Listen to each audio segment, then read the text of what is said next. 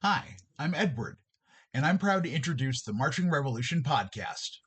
Just a heads up, this show is powered by my AI workforce, so you won't be hearing my voice just yet.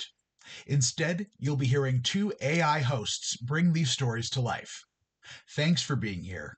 Enjoy the show, and welcome to the revolution. This is the Marching Revolution podcast.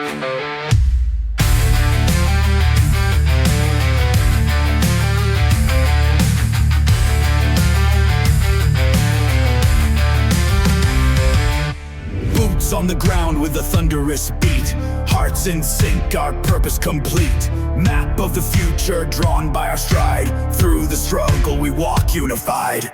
Marching forward where no chains can hold, hands in the dirt we All right, everyone, gather around the virtual stands. Welcome to what we're calling the Marching Revolution. Yeah, welcome. You could say we're two folks who've spent a fair few Friday nights under stadium lights, completely captivated by the sheer artistry of the marching arts. Definitely. Guilty as charged. And today we're digging deep into a figure who truly shaped that landscape. Exactly. We're setting our sights on the indelible legacy of Myron Rosander. It's quite a legacy to unpack. It really is. Our primary lens for this exploration is Edward Michael Francis's really evocative piece, A Million Skies. Myron Rosander, A Legacy of Light. Such a great title. Isn't it? And Edward, well, they really capture the spirit of Myron's impact. Yeah. We'll also be drawing in some incredibly moving reflections from Myron's memorial service to add, more layers and nuance to our understanding. Yeah, those personal stories add so much. Our aim here isn't just to run through a highlight reel of Myron's phenomenal contributions to show design, though those were undeniably groundbreaking, obviously. Obviously. I mean, you can't talk Myron without the design. Oh. Right. But what we really want to get at is the profound, almost gravitational pull he had on the marching arts community. The way his influence resonated far beyond just the intricate patterns on the field. Yeah, the human impact. Exactly. Yeah. Okay, so where do we even begin to unpack a legacy this vast? It feels huge. Well, I think Edward's article offers such a compelling and personal entry point. Their initial encounter with Myron's visionary work, it was witnessing Santa Clara Vanguard's rendition of Fiddler on the Roof. Oh, Fiddler, yes. Now, for those of us who remember it or, have seen the archival footage, that production holds a truly iconic status. It's one of the shows. Oh, man, that Fiddler show. And let's be specific, the bottle dance sequence. The bottle dance, yeah. Edward describes experiencing this weightless discipline, which is just such an astute observation, isn't it? It really is. Weightless discipline. That nails it. It wasn't just technical prowess. It was like the laws of physics were momentarily suspended. And the storytelling, it wasn't just about perfectly executed movement. It was narrative, emotion unfolding right there before your eyes. You felt it. Precisely. And, the core of that memorable wedding dance melody actually first appeared in SCV's repertoire way back in 1970. Wow, that early. Yeah. But the truly legendary bottle dance segment, the one we all picture, right? That was integrated into the show in 1973. Okay, 73. Got it. And its impact was just so profound that it became this recurring touchstone for the corps. It kept coming back. I remember seeing it pop up again and again. Exactly. It reappeared in various seasons through 75 and then again in 78, 79, 82. 92. And even as a nostalgic nod during their 25th anniversary season in 1992. Wow. That kind of staying power, it just speaks volumes about its initial brilliance, doesn't it? It's almost unbelievable how a specific choreographic moment can become so deeply interwoven with the corps' very DNA. I guess you hear Fiddler, you think Vanguard, you think bottle dance. It's automatic. And the creative minds behind it, you got to mention Pete Emmons, Gail Royer, and Pat and Scott Pearson. They truly conjured something magical there. That bottle dance wasn't just steps. It was, like you said, an experience. The total experience. And the memorial service actually shed some light on, the sheer physical dedication required to bring that magic to life, especially in its early days. Oh, I bet. Imagine the challenge of executing those intricate movements on your knees without the benefit of modern padding. Oof, no thanks.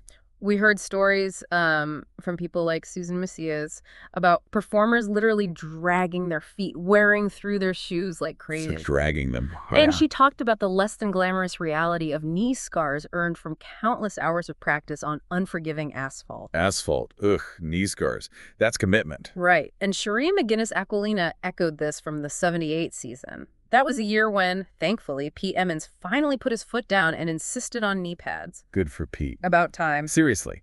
Took till 78. Ouch. Yeah. Talk about paying your dues for your art.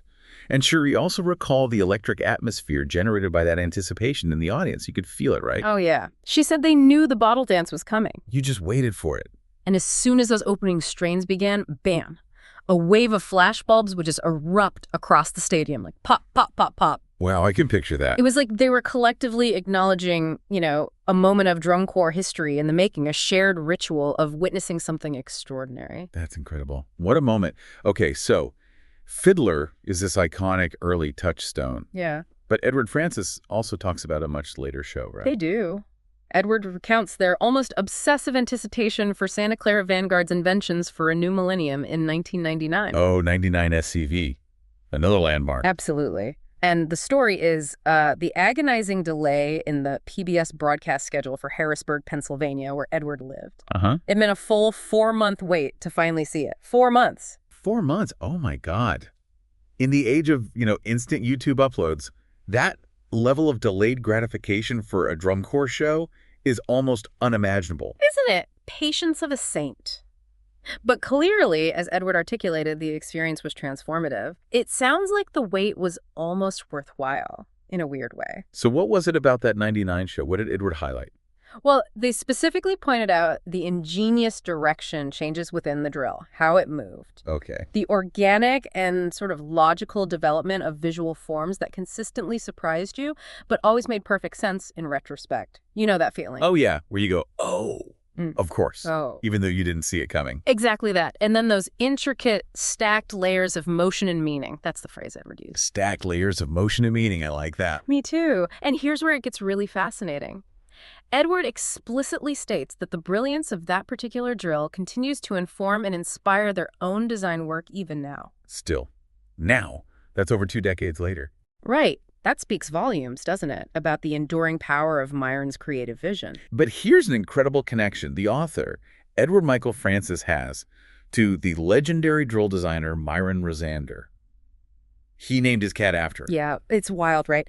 And Francis wrote this piece, The Story of Myron the Cat, and it actually dives pretty deep into his relationship with Rosander's work, all through naming this cat. Okay, so that's what we're digging into now, this story. Exactly. We're looking at excerpts from that piece, trying to understand, the personal meaning behind it for Francis and what it maybe tells us about how Rosander's whole approach to drill can impact someone. Right.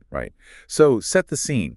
How did Francis even meet this cat, Myron? Okay, so picture this. Paducah, Kentucky. A parking lot. Francis finds this little cat all alone. Seems lost, right? Yeah. But apparently super friendly, just walked up, trusting. And Francis, well, he felt this immediate connection. He kind of saw himself in the cat. He really did, didn't he? I remember reading that part. He talks about the cat just wandering the world, no map, but not really scared, just adrift, unanchored. Yeah, unanchored. That's the word he uses. And he explicitly links it to his own experiences, with homelessness. That feeling of being unclaimed. Unclaimed, exactly. It wasn't just pity, though. It was more like seeing this shared, resilience, this hope underneath it all. That's what connected them initially. Okay, so he takes the cat in, and then the name, Myron. Why Myron Rosander? Was it just a tribute? Well, yes and no. Francis uses the word reverence, so respect is definitely part of it. Huge respect for Rosander. Dear, as you would. Right. But he also says it wasn't just that. It was more that the name and kind of the whole vibe of Rosander and his work, it fit the cat. The personality lined up somehow. That's interesting. So what was it about Rosander's philosophy that resonated so much? Francis really keys into this idea that Rosander taught him drill wasn't just, dots moving on a field. It was about emotion. Ah. Yeah, every visual moment, every big hit, it needs to mean something. Francis quotes Rosander's influence saying, every set is a statement, and every impact should say something worth hearing. Wow. That's a really profound way to think about marching band drill.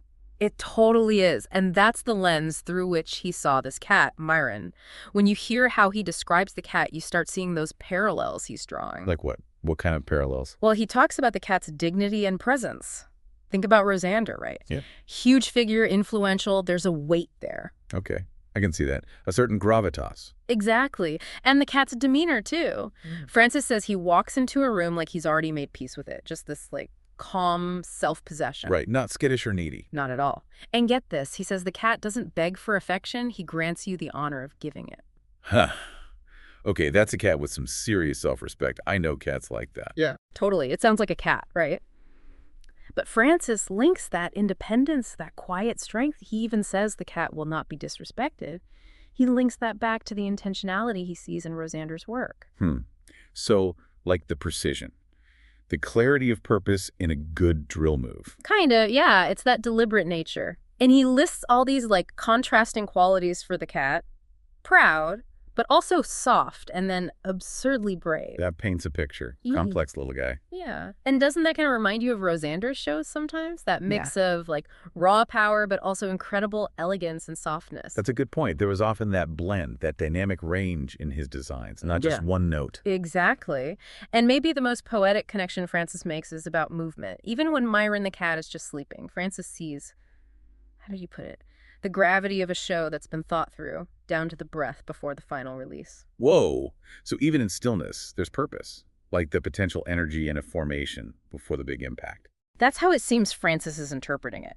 It's like the cat embodies this deep thoughtfulness, this sense that everything has been considered, just like a meticulously crafted Rosander drill. Man, that's laying a lot on a cat, but I kind of get it. It's about the feeling Rosander's work gave him. I think so. And Francis is up front, naming the cat Myron wasn't meant to be some big symbolic gesture at first. It wasn't planned poetry. Right. But looking back, it feels right to him. It feels like this perfect tribute, naming this creature he loves and cares for after the artist who, in a way, metaphorically, gave him a home through that artistic influence, finding his place through that inspiration.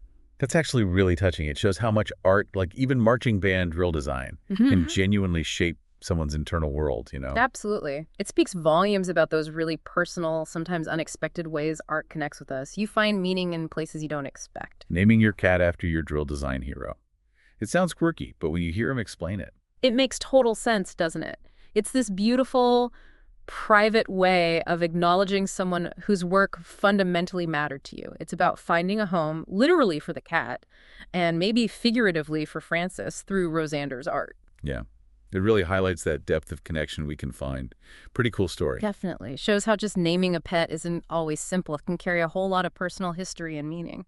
But getting back to Myron Rosander, the human, to craft something so innovative and conceptually rich that it continues to resonate with and influence other designers years down the line, that's not just a contribution. It's like a fundamental shift in the way we think about the art form itself. Yeah, it underscores the timeless quality of truly groundbreaking work. It wasn't just for that season. Wow.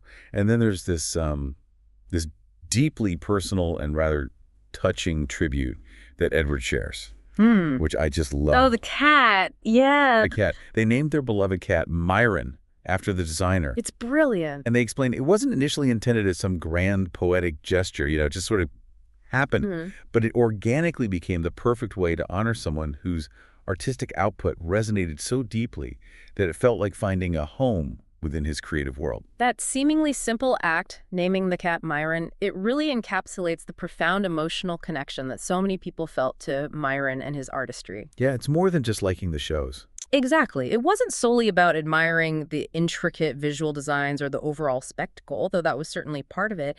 It was about the deeper resonance, the feeling his work evoked a sense of belonging, maybe, perhaps even a glimpse into a more beautiful and ordered world. A home, like Edward said. Yeah.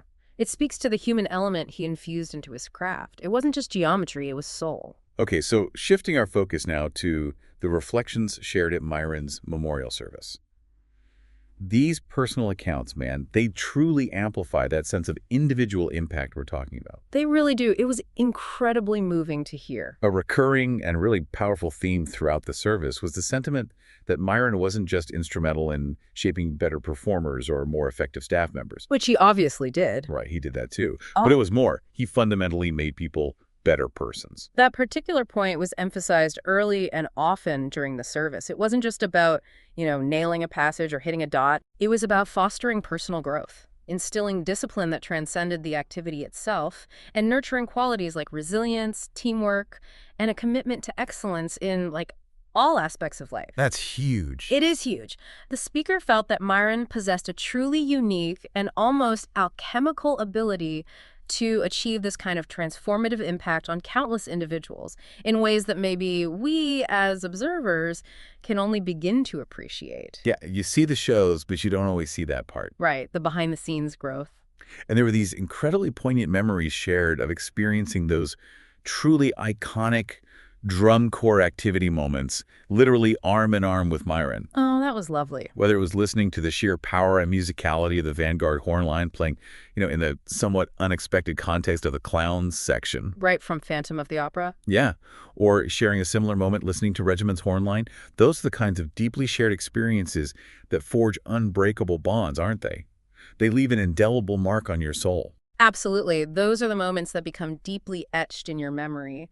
The kind of sensory experiences, the sound, the atmosphere, the shared emotion that you carry with you long after the final note fades and the stadium lights go down. You can probably close your eyes and be right back there. Totally. The speaker clearly treasured those instances of shared joy, awe, and profound connection with Myron. It highlights the human element that underpinned even the most demanding artistic pursuits. It wasn't just work. No, clearly not. Yeah. And Myron's seemingly inherent selflessness that really shone through in so many of the memories that were recounted. How he consistently placed the needs and aspirations of others before his own. That came up again and again. And the beautifully articulated sentiment that he is now, in his own way, renaming his corner of heaven to reflect his enduring dedication. My will always be for Santa Clara. Wow. That single phrase just encapsulates the very essence of his lifelong commitment. It's a profoundly moving thought, isn't it? Just Yeah. chills. To envision his unwavering dedication to the Santa Clara Vanguard, extending even beyond the earthly realm, it truly underscores where his deepest priorities and passions lay. A testament to the enduring power of loyalty and artistic devotion. It's like his identity was just fused with the organization. And completely intertwined, it transcends even life itself in that sentiment. It was also genuinely fascinating to hear about the dynamic partnership between Myron and Gail Royer, how their personalities, while complementary, also presented this, study in contrasts. Yeah, the foils description was interesting. Right. They were described as not just great collaborators, but almost as foils to one another, each bringing a unique and essential element to their shared vision. And the recurring sentiment was that Gail served as a crucial mentor and grounding force for Myron, particularly in his formative years as a designer and leader. Gail was the steady hand. The balancer. Exactly. That kind of dynamic is often the bedrock of truly successful and enduring collaborations, isn't it? The idea that Gail provided that essential ballast, that steadying influence during Myron's early career, it's incredibly insightful. Yeah, it helps you understand the foundation. Right. It helps us understand the foundational principles and the collaborative spirit upon which his later, more individualistic work was built. Highlights the importance of mentorship, diverse perspectives, all that good stuff. And, as we can imagine, the years following Gail's untimely passing, that understandably presented immense challenges for Myron. Oh, absolutely. You could hear that in the reflections. He acutely felt the weight of sole leadership, the responsibility of carrying the torch forward without his longtime partner and confidant. That period of transition must have been extraordinarily difficult. Stepping into such a significant and demanding leadership role after the profound loss of such a close collaborator and mentor. Yeah, that would carry a tremendous emotional burden. For sure. It really speaks to Myron's inner strength and resilience that he was able to navigate those challenging years and continue to build upon the legacy they had created together. He definitely did.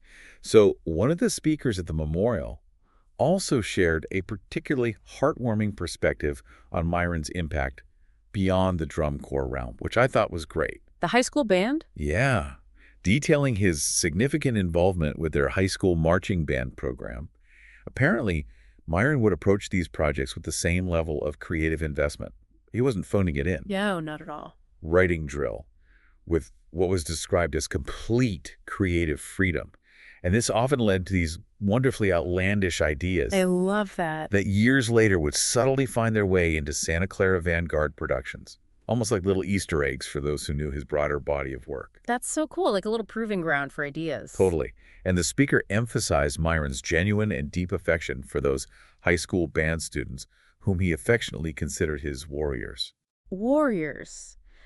That's such a beautiful and telling example of his all-encompassing passion for the marching arts, isn't it? Regardless of the age or competitive level of the performers. Right. Didn't matter if it was DCI finals or a high school halftime show. Exactly. And the fact that he saw those high school students as warriors speaks volumes about his respect for their dedication and effort. It highlights his ability to connect with and inspire individuals at all stages of their development. Yeah. And it also hints at a playful aspect of his creativity, maybe. A willingness to experiment and see ideas evolve across different contexts. That makes sense. And then we have the almost mythical phantom anecdotes. Oh, yeah, the disappearing act. The recurring theme of Myron's sudden, almost spectral appearances and equally abrupt disappearances during rehearsals. People talked about this. Like, poof, he's gone. One moment he'd be intently observing a set, the next. Yeah. Vanished into thin air. Where'd he go? It certainly adds an almost ethereal quality to his presence, doesn't it? The idea that he could seemingly materialize and dematerialize. It speaks to his intense focus, maybe, and perhaps his somewhat unconventional approach to the rehearsal process. Or maybe he just knew where the good snacks were hidden. Huh, could be. It suggests a mind constantly in motion, deeply engaged in the details, while simultaneously operating on a different, more conceptual plane. Or just needing coffee. Could be coffee. The memorial service also touched upon the palpable emotional weight that permeated the 1993 season. Oh, 93, yeah. Following the heartbreaking and simultaneous passing of both Gail Royer and Vincent Gale, it must have been an incredibly challenging and somber time for the entire Santa Clara Vanguard organization. Just devastating, navigating an entire season in the wake of such profound and deeply felt losses. Yeah, that would undoubtedly be an immense undertaking. How do you even do that? It speaks to the resilience and the strong sense of community within the Vanguard family, doesn't it? That they were able to persevere and continue their artistic mission during such a devastating period. Truly. It underscores the deep personal connections that are forged within the drum corps world. It's more than just a marching band. Much more. On a slightly lighter note, though, there were some truly humorous recollections shared. Yes. We need some lightness. Particularly those centered around the legendary Staff RV during the 1988 tour. The Staff RV. Every corps tour has legendary vehicle stories. Totally. Apparently, this rolling hub became a hotbed of post-victory celebrations, especially on those occasions when Gail wasn't necessarily present, maybe. A little to win the cats away? Perhaps. But the contrast was stark. Around the members during rehearsals, Myron was a different persona entirely. Laser focus. Totally. A serious, intensely focused figure who could seemingly come barreling down the stadium stands with an almost palpable intensity. You'd see him coming and straighten right up. Exactly. It paints a wonderfully nuanced portrait, though, doesn't it, of a multifaceted individual. Yeah, not just one thing. He could be the demanding, intensely focused instructor when working directly with the performers, driving them towards excellence with unwavering determination. Yet, behind the scenes, within the close-knit camaraderie of the staff, he could also share in the moments of levity the shared humor and release that are so essential during the grueling demands of a summer tour. You need that release valve. Desperately. And this is a gem Myron's seemingly unexpected and rather enthusiastic love for Christmas. I love this story. Apparently, he and his first-year roommate went all out with the holiday decorations, transforming their shared space into a veritable winter wonderland. Just completely decked out. And the speaker found it both ironic and deeply touching that the Christmas tree was still standing in the corps hall long after the season had passed, like way after. A lingering testament to his festive spirit. Yeah. That delightful detail injects such a wonderfully human and unexpected dimension into the often larger-than-life persona of a design icon, you know. Totally. It's a gentle reminder that even those who dedicate their lives to demanding artistic pursuits have their own personal joys and quirks. The image of the lingering Christmas tree is a poignant and rather beautiful one. It really is. Yeah. And then there was the recounting of his intense and unwavering passion for his beloved Bay Area sports teams, the San Francisco Giants and the 49ers. Oh, yeah, the sports fan side. Apparently, his reactions to their games were legendary, with his levels of anger or joy reaching truly unsurpassed heights, like off the charts. It's a wonderfully relatable detail, isn't it? That same intense emotional investment that he poured into the world of drum corps clearly extended to his favorite sports teams. Full passion no matter what. Right. It demonstrates a fundamental capacity for deep engagement and emotional connection to things he cared about, whether it was artistic excellence or, a crucial third down conversion. Totally understand that. The speaker at the memorial also astutely touched upon the truly unique and almost unparalleled intensity of the drum corps experience. Yeah, comparing it to other things. When compared to other forms of pageantry and performance activities. It's an environment and a set of pressures that simply cannot be duplicated elsewhere. It's its own beast. That immersive, all-consuming nature of a summer spent in the drum corps world, it creates bonds, shared experiences, and a level of personal and collective investment that is truly unlike anything else. It really is. The compressed time frame, the relentless pursuit of perfection, the heat, the buses, the deeply shared mission, it all contributes to that incredibly intense and ultimately transformative atmosphere. Yeah, transformative is a good word. Then we have the almost unbelievable anecdote, the one about punching the bus. Oh, man. The bus punching story. Punching the tour bus after a performance, reportedly after a Southern Caliber show, and actually breaking his hand. Broke his hand. And said nothing about it to anyone. Just walked away like nothing happened. That's a truly visceral and powerful image of his deep, almost fiercely personal investment in the Corps' performance. It's like a glimpse into a dark side, perhaps, but one clearly fueled by an overwhelming passion and a profound sense of responsibility. That anecdote is truly striking. It speaks volumes about the depth of his emotional commitment. To be so profoundly affected by a single performance that it would elicit such a physical reaction. Right. And then to internalize that pain and disappointment without uttering a word, it underscores the immense pressure he felt and the incredibly high standards he held for himself and for the Corps. Immense standard. It reveals a level of intensity that is both awe-inspiring and, maybe a little unsettling. Definitely intense. But it wasn't all, bus-punching intensity and drama. We also heard consistent reminders of Myron's keen sense of humor. Yeah, the lighter side again, which is important. And his often dry sarcasm, though it was always underlined. People were quick to say that his wit was never mean-spirited or malicious. That balance is so crucial, isn't it? The ability to be fiercely demanding and deeply passionate about the pursuit of excellence, while also possessing a genuine sense of humor and the capacity to connect with people on a personal and even lighthearted level. It's a rare combo. It really is. That's often a hallmark of truly effective and respected leaders, I think. It suggests a well-rounded personality that could inspire and motivate in a variety of ways, not just through fear or intensity. Right. And the stories of those late-night philosophical discussions. Oh, yeah. Staying up all night talking. Apparently these could stretch on for hours, often veering off on unexpected tangents and exploring a vast range of topics, not just drum corps stuff. Right, like getting way off topic. It paints a picture of someone with a deep intellectual curiosity, a worldly perspective, and a genuine interest in engaging with ideas and with the people around him on a profound level. It suggests a mind that was constantly seeking, questioning, and connecting ideas far beyond the immediate concerns of drill design or musical performance. Yeah, bigger picture thinking. He was clearly someone who enjoyed the exploration of complex concepts and the intellectual stimulation of deep conversation. It indicates a rich inner life that extended way beyond the marching arts activity. Which makes his contributions even more interesting, knowing the depth was there.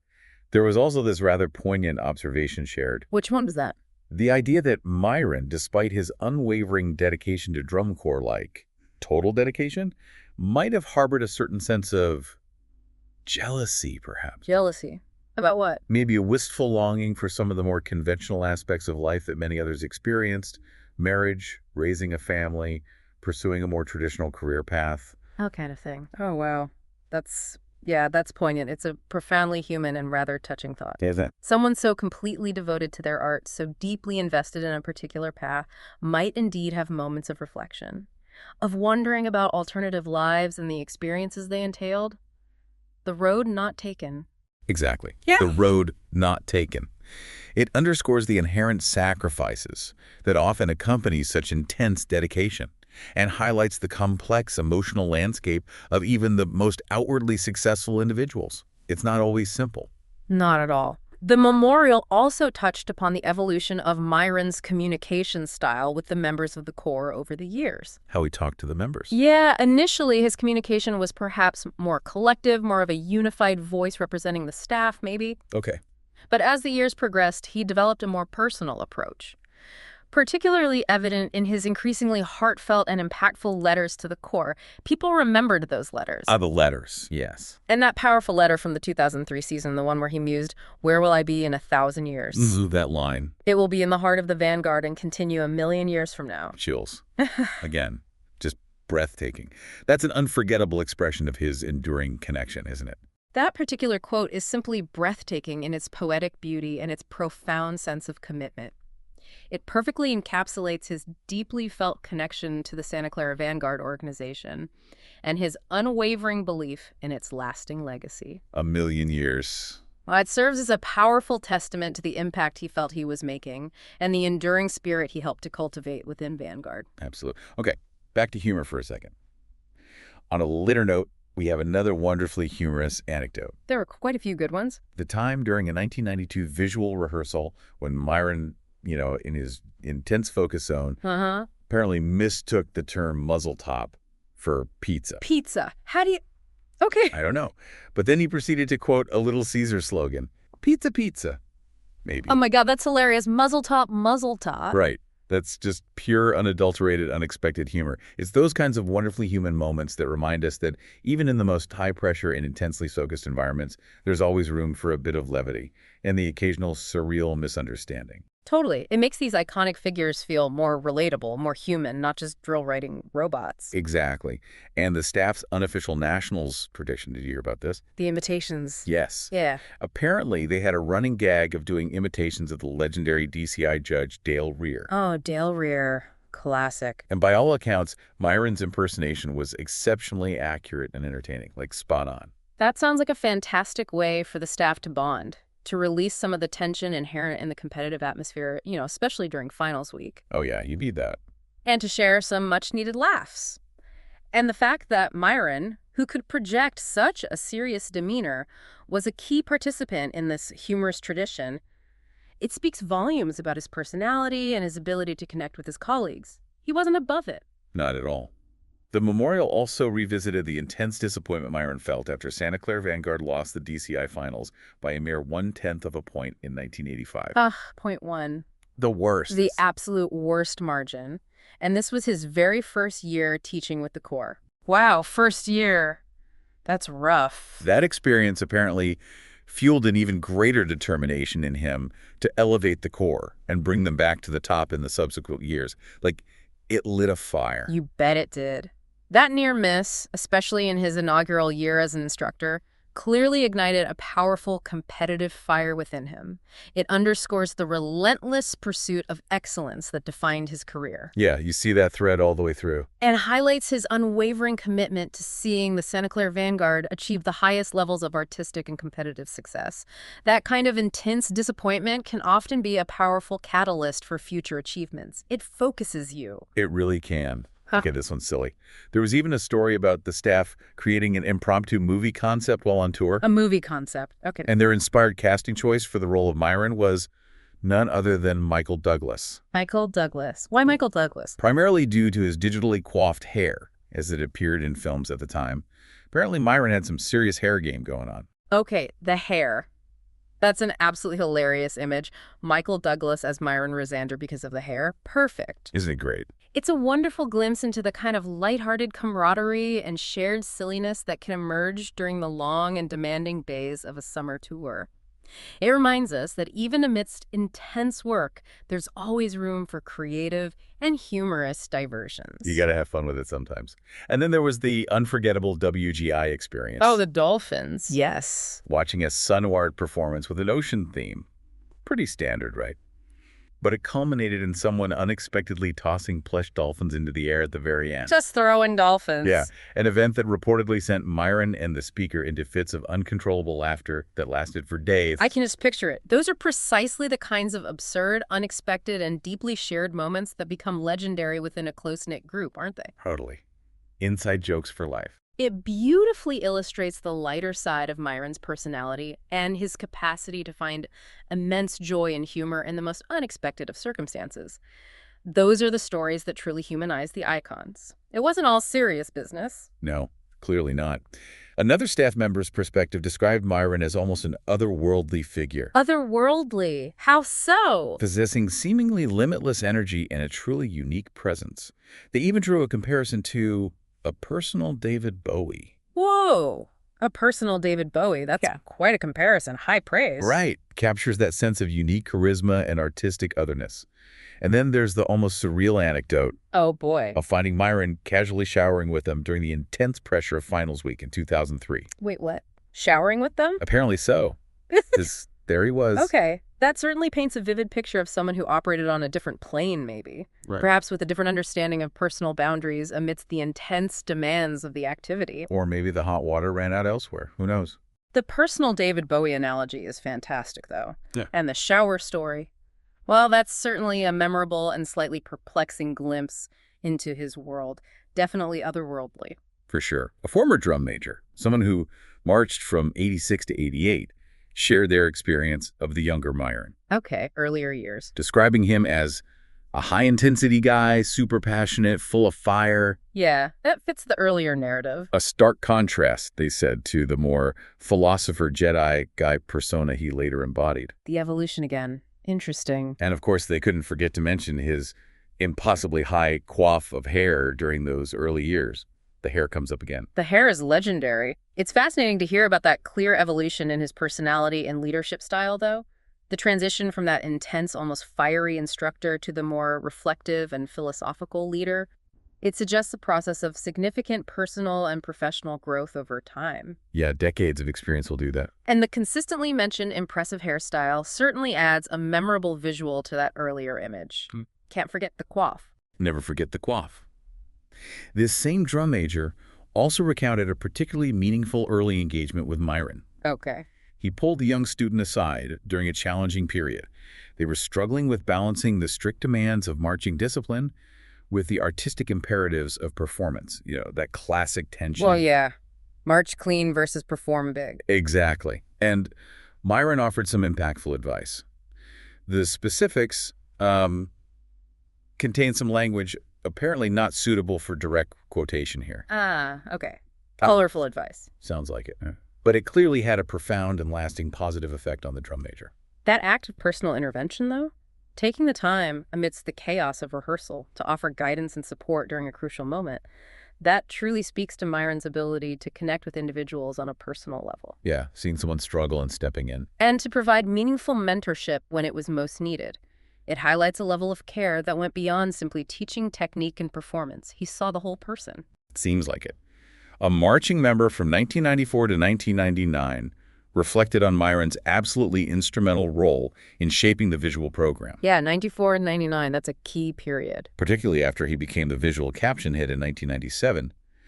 It was mentioned that this promotion seemed to remove certain previous restrictions, allowing his creative vision to fully flourish, like the reins came off. Ah, that makes sense. Yeah. That promotion clearly marked a pivotal moment for the visual aspect of the Santa Clara Vanguard's productions. Big turning point. It sounds like it provided Myron with the platform and the creative freedom to fully realize his innovative ideas and to elevate the visual program to new heights, leaving an indelible mark on the core overall aesthetic during that era. Definitely some iconic visual shows in that period. And this member also vividly recalled a particularly powerful and intensely driven performance in Charlotte, North Carolina. Charlotte, okay. What happened?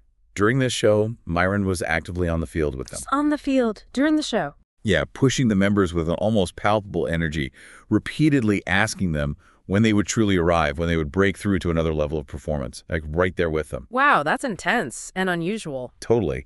And this ultimately culminated in what was described as a truly magical and career-defining performance, one that surpassed even the intensity and emotional impact of finals that year for this member. Whoa. Better than finals. That sounds like one of those rare and truly transcendent moments where everything just clicks.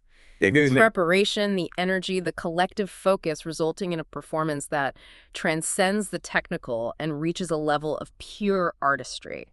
Myron's active presence on the field and his passionate challenge clearly acted as a catalyst. Igniting something. Yeah, igniting something extraordinary within the performers and creating a memory that would last a lifetime. I bet they never forgot that Charlotte show. No way. Now, shifting perspective a bit, a pit member from the 1994 season initially recounted their experience of feeling somewhat intimidated by Myron's intense demeanor. Okay, front ensemble perspective. During a particularly challenging rehearsal in Iowa, what they initially perceived as anger. The intensity again? They later came to understand as a manifestation of his unwavering passion and his absolute refusal to accept anything less than the performer's full potential. It's a common experience, isn't it? Especially in high-pressure environments like drum corps, for intense passion and a relentless drive for excellence to be misconstrued as anger, especially when you're young. Right, you just see the intensity. The realization that Myron's demanding approach stemmed from a deep belief in the performer's capabilities and a commitment to helping them reach their absolute best. That's a valuable insight into his leadership style. It wasn't personal, it was about the potential he saw. Right. This same pit member also shared a poignant memory of thanking Myron after DCI finals in 1996. Just going up to say thanks. Okay. And then their subsequent reconnection years later at the Drone Corps Hall of Fame event. And there was this touching realization. What was that? That Myron, amidst the hundreds, maybe thousands of individuals he had impacted over the years, might not have immediately recognized him back in 1996 when he first said thank you. Oh, wow. Yeah. That's understandable, but still poignant. It highlights the sheer scale of Myron's influence, doesn't it? It really does. And the vast number of lives he touched throughout his remarkable career. It would be an almost impossible task to remember every single individual performer by face, especially right after finals. No way. Yet the impact he had on each of them remains significant and deeply personal. Even if the recognition wasn't always immediate, the impact was still there. Absolutely. A marching member from the years 1984 to 1988, so back a bit earlier. Okay, mid-'80s. Recalled a particular grueling and physically demanding rehearsal in the sweltering heat of the 1987 season. Just brutal conditions. Oh, those 87 rehearsals were legendary for heat, I've heard. Sounds like it. Yeah. During a moment of collective exhaustion and flagging spirits, when everyone was just hitting the wall, Myron delivered some profoundly inspiring words. What did he say? He talked about seizing the present moment, emphasizing that right now, this point in time, right now, you can do something about it. Right now, you can do something about it. Simple. Direct. Yeah. And this message apparently had a deep and lasting impact on the entire Corps, pulled them through. That quote is incredibly powerful in its simplicity and its directness, isn't it? It really is. It perfectly encapsulates a philosophy of focusing on the immediate task at hand, on what can be controlled and influenced in the present moment. Forget the heat, forget how tired you are. What can you do right now? Yeah. Control the controllables. Exactly. It's a message that resonates far beyond the marching field, I think. Offers a valuable perspective on perseverance and the power of immediate action in any challenging situation. Very true. And finally, wrapping up these reflections, there was the overarching sentiment expressed by so many people. What was the common thread? The profound sense of belonging and the deep and enduring desire to be a part of the Santa Clara Vanguard organization, an organization that Myron was so instrumental in creating and fostering. That feeling of family. Ah, yes, the Vanguard family. Ultimately, that lasting sense of community, that feeling of being part of something truly special and significant, that might very well be Myron Rosander's most enduring and profound legacy. More than any drill move or a trophy. Absolutely. He didn't just design incredible shows. He cultivated a family, a tribe, where individuals felt connected, inspired, and driven to achieve something greater than themselves. That's powerful. It's truly remarkable, isn't it, just listening back to all this? Yeah. How deep and wide the ripples of Myron Rosander's influence spread, as evidenced by these incredibly personal and heartfelt reflections from the article and the memorial. Absolutely. He had a transformative impact, not only on the evolution of the marching arts as an art form pushing its boundaries, inspiring countless innovations, but also on the countless individuals who had the distinct privilege of working alongside him. Learning from him, being pushed by him, being inspired by his visionary leadership and his unwavering dedication to excellence. His legacy is just woven into the very fabric of the activity. You can't really separate it. No, you really can't. His mark is everywhere. Everywhere. This is the Marching Revolution. Rest in peace, Myron. We love you. Thank you for listening to the Marching Revolution podcast. Hearts in sync, our Don't forget to like and subscribe. Map of the future drawn by our stride. Through the struggle we walk unified. Marching forward where no chains can hold. Hands in the dirt, we carve out gold. From the ashes we rise, we sing. For the power of the people is everything.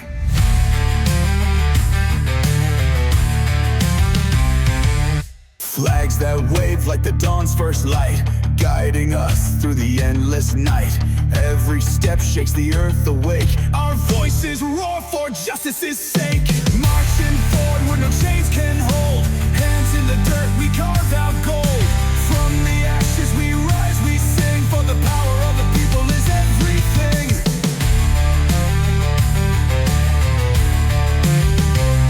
The rhythm of hope, it pounds in our chest.